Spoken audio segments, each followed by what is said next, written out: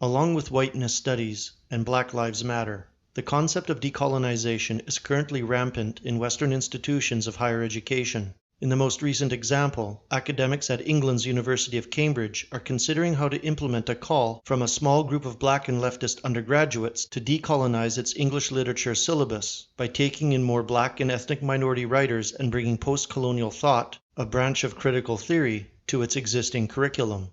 Seen in the context of similar agitation at Yale last year, ongoing reforms in South Africa, the removal of portraits of white founders from King's College London, and attacks on statues of prominent white historical figures in the US, the decolonization effort is clearly part of an escalating craze for removing white presence and reducing white space throughout the West. This reduction of white space is occurring in demographic, cultural, and even historical areas, the latter involving a ludicrous blackwashing of periods of European history which were overwhelmingly monocultural, with gross exaggerations of non-white presence in places like Roman Britain. Today, white nations are being demonstrably colonized by non-whites. White culture is increasingly marginalized or dismissed as non-existent, while white history is being rewritten to support and advance the agenda of contemporary multiculturalism. Whites are thus abused as colonizers while simultaneously being subjected to an unprecedented and multifaceted colonization. This jarring incongruence between rhetoric and reality requires an interrogation of what is meant by terms such as colonize, empire, and even genocide, particularly in regard to the political uses they have come to acquire, and also an interrogation of what we understand by historical processes of colonization. It is argued here that the growing clamor for decolonization, like whiteness studies, exists only to encourage and facilitate an aggressive anti-white discourse. In his introduction to Empire, Colony, Genocide, Conquest, Occupation, and Subaltern Resistance in World History, A. Dirk Moses contends that conquest and occupation are human universals, rather than the preserve of uniquely evil European peoples and their culture. He writes that empire, colony, and genocide are simply keywords particularly laden with controversial connotations, but that few are the societies that were not once part of empires, whether its core or periphery. Few are the societies that were not the product of a colonization process, whether haphazard or planned. Despite this universal presence of conquest, displacement, and domination in human history, Moses notes that the usage of the terminology of these themes has come to focus inordinately on the recent European past. When utilizing these keywords, then, modern ethnic activists strategically take the European expansionism of the 19th century as their starting point, excluding many prior centuries during which non-white participation in conquest, slavery, expansion, and imperialism was at least equally in evidence.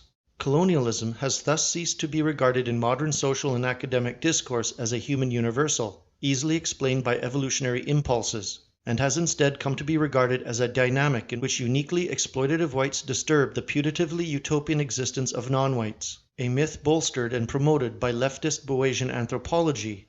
Because of this lopsided nature of contemporary discourse on colonialism and empire, Moses notes that nothing less than the moral legitimacy of Western civilization is at stake.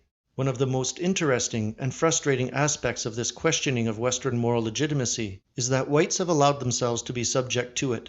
Europeans may have had unprecedented success in the 19th and 20th centuries in expanding their spheres of material interest and cultural influence, but they also engaged in an unprecedented level of self-critique because of it. Moses suggests that white participation or cooperation in the questioning of the moral legitimacy of Western civilization is in part a culmination of a long tradition of European legal and political critique of colonization and empire.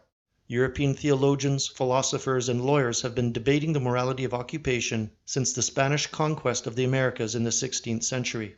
This long tradition of European legal and political critique could be read as evidence in support of Kevin MacDonald's theory of pathological altruism in European society, or the idea that Europeans have uniquely constructed their societies to place extreme emphasis on moral conformity and the rights of the individual. Whites, and the legitimacy of their civilization, are thus especially vulnerable in modern discussions of colonization, slavery, and empire, not because these actions in these areas were particularly nefarious, but because they are the only successful ethnic group in these spheres willing to subject itself to such a critique. not only by others within the ethnic group, but also by ethnic outsiders claiming moral superiority, perhaps best encapsulated in Kipling's poem, The White Man's Burden.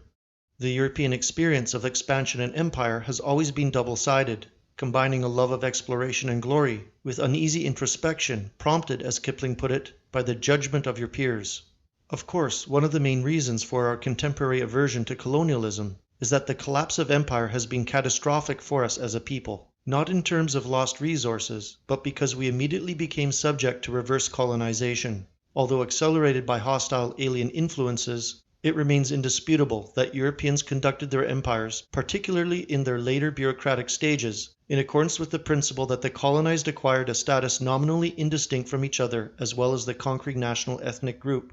In Britain, this led to an initial mass influx of non-whites from the colonies between the passage of the British Nationality Act of 1948 and the Commonwealth Immigration Act of 1962. An identical scenario played out in France between 1945 and 1974, and in the Netherlands, which took in almost 1 million people between 1945 and 1990. The avoidance of moralism is perhaps even more necessary for a people such as ourselves, for whom moral concerns are primary, and it is a kind of racial Achilles heel. Simply put, we are unlikely to find success in wielding a weapon to which we are uniquely vulnerable. Our struggle against invaders, both old and new, should be based on the obvious truth that it is quite simply in our interests to defend the homogeneous nature of our territory as a means of promoting a safe and successful future for our children. This is where our moral code should begin and end.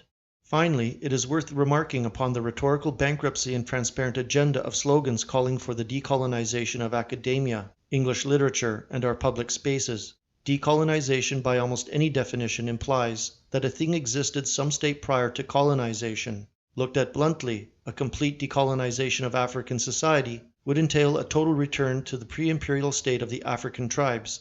There is almost certainly not a single African alive today, either in Africa or living among other peoples, who would willingly engage in such a total decolonization. Applied within white societies, or to academic subjects of white origin such as English literature, decolonization is technically impossible, at least from the black perspective, because both the prior and existing state of the thing is European, technologically and culturally. What people of color truly mean, whether they understand the dialectical tricks devised by those inciting them or not, is that they want to colonize us. They want to colonize white nations, white spaces, white literature, with a colored or multi-ethnic presence that was never there at any prior time. Efforts to invent or exaggerate, for example, a sub-Saharan presence in Roman Britain are intended to construct a mythical multicultural prior state that decolonization will return us to. But these are malicious fictions, which, if unchecked, will end in the utter extermination of Western civilization and its European ethnic groups.